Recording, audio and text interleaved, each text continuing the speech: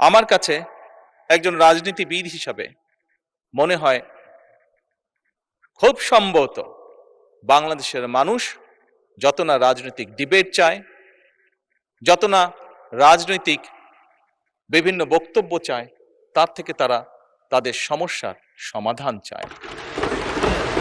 মাননীয় স্পিকার, আজকে এই মুহূর্তে মাননীয় স্পিকার, আমার দলের সদস্যরা এবং ক্ষেত্র বিশেষ আমি দেখছি বিরোধী দলের বন্ধুরাও আমার কিছু কিছু কথায় টেবিল থাপড়াচ্ছেন।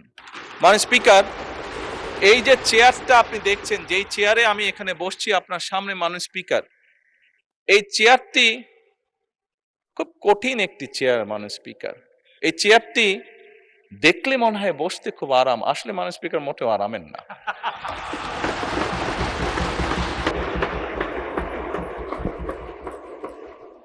এই চেয়ারটিতে বসলে মাননীয় স্পিকার প্রতি মুহূর্তে মনে হয় যে আগুনের তপ্ত হিট আসছে মাননীয় স্পিকার। হাসার কিছু নেই, আমি যা ফিল করি আমি আপনাদেরকে তাই বলছি, মাননীয় স্পিকার, এই চেয়ারের থেকে উঠে দাঁড়িয়ে আপনার সামনে বক্তব্যে আমি হয়তো অনেক পপুলার কথা বলতে পারতাম, যেটাতে আরো অনেক বেশি তালি হতো মাননীয় স্পিকার। কিন্তু এই চেয়ার আমাকে বলে যে আমি সবসময় পপুলার কথা বলতে পারি না, আমাকে সেটাই বলতে হবে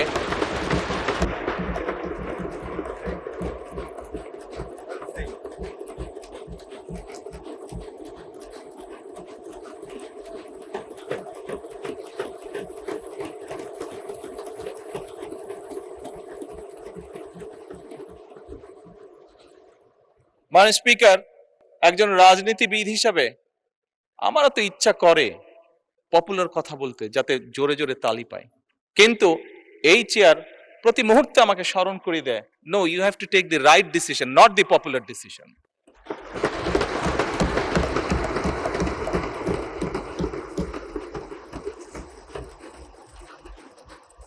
মাননীয় স্পিকার, আপনার মাধ্যমে আজকে এই সংসদের এই সবুজ চেয়ারে যারা বসে আছেন, আমি মনে করি আজকে বোধহয় আমাদেরকে সিদ্ধান্ত নিতে হবে যে আসুন আমরা পপুলার ডিসিশনে আলাপ করব না, আমরা আলাপ করব সঠিক ডিসিশনের ব্যাপারে, রাইট ডিসিশনের ব্যাপারে।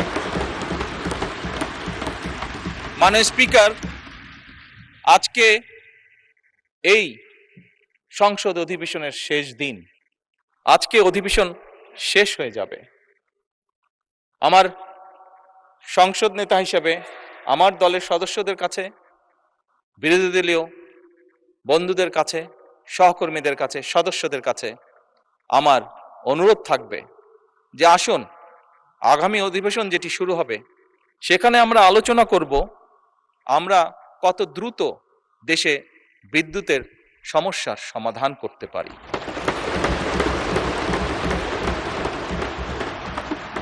মাননীয় স্পিকার, আমরা আলাপ করতে চাই, আমি আলাপ করতে চাই আগামী সংসদে কত দ্রুত আমরা কত বেশি সংখ্যক মানুষের কর্মসংস্থান দেশেই হোক বিদেশি হোক তৈরি করতে পারি।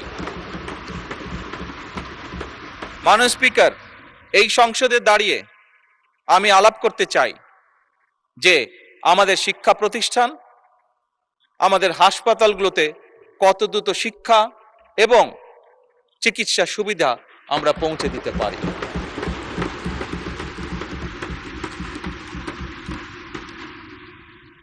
মাননীয় স্পিকার, দিনের কার্যবিধিতে আপনি যখন শুরু করেন, বিভিন্ন সময় বিভিন্ন সংসদ সদস্য বলে ওঠেন তার রাস্তায়, তার এলাকায় রাস্তা লাগবে, তার এলাকায় ব্রিজ লাগবে, কারো এলাকায় কালভার্ট লাগবে, স্বয়ং বিরোধী দলীয় নেতা ওনার এলাকার সমস্যার কথা বলেছেন। মাননীয় স্পিকার, আমরা যদি দেশের পরিস্থিতি স্থিতিশীল রাখতে না পারি, দেশে আমরা যদি অর্থনৈতিকভাবে শক্তিশালী করতে না পারি, মাননীয় স্পিকার, বর্তমান প্রেক্ষাপটে যেখানে 30 লক্ষ কোটি টাকার ঋণ নিয়ে এই সংসদ দেশ পরিচালনা শুরু করেছে, সেই দেশকে আমরা এগিয়ে নিতে পারবো না। আমরা যদি একটি স্টেবল গভর্নমেন্ট রাখি, আমরা যদি একটি স্টেবল পার্লামেন্ট এনশিওর করতে না পারি, মাননীয় স্পিকার, আমরা কোনোভাবেই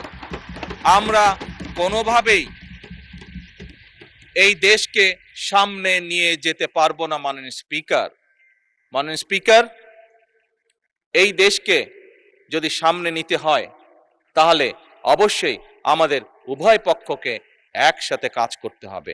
হ্যাঁ, বাংলাদেশে আইটি শিল্পের বিকাশ কিভাবে হবে এ ব্যাপারে হয়তো আমাদের মধ্যে ডিবেট হতে পারে, এ ব্যাপারে আমাদের মধ্যে দ্বিমত থাকতে পারে, কিন্তু বাংলাদেশের আইটি শিল্পের বহিঃপ্রকাশ হতে হবে এ ব্যাপারে আমাদের মধ্যে নিশ্চয়ই কোনো ডিবেট নেই মাননীয় স্পিকার। সেজন্যই আসুন আজকে আমরা সিদ্ধান্ত গ্রহণ করি যে আমাদের আলোচনার বিষয়বস্তু হবে এই দেশের মানুষের ভাগ্যের পরিবর্তন। আমাদের আলোচনার বিষয়বস্তু হবে মাননীয় স্পিকার, আমাদের আলোচনার বিষয়বস্তু হবে যে আমরা অন্য দেশের উদাহরণ দেব না, বরং আমাদের দেশকে আমরা সামনে এগিয়ে নিয়ে যাব। মাননীয় স্পিকার, 1971 সালে এই দেশ যখন স্বাধীন হয়েছে, এই মুহূর্তে আমরা বিভিন্ন বিবেচনায় আমাদের দেশকে যদি স্ট্যান্ডার্ডে ধরি, আমাদের মতন অনেকগুলো দেশ ছিল যারা হয়তো 1972-73 সালে স্বাধীন হয়েছে, তারা আমাদের থেকে এগিয়ে গিয়েছে। মাননীয় স্পিকার, আমরা পারিনি কেন? বিকজ বিভিন্নভাবে এই দেশকে, একটু আগেই যেটা বলেছি মাননীয় স্পিকার, বাধাগ্রস্ত করা হয়েছে গণতন্ত্রকে। মাননীয় স্পিকার, গণতন্ত্র বাধাগ্রস্ত যদি হয়, গণতন্ত্র প্রতিবার বাধাগ্রস্ত হলে অর্থনীতি, শিক্ষা, স্বাস্থ্য সবকিছু বাধাগ্রস্ত হবে।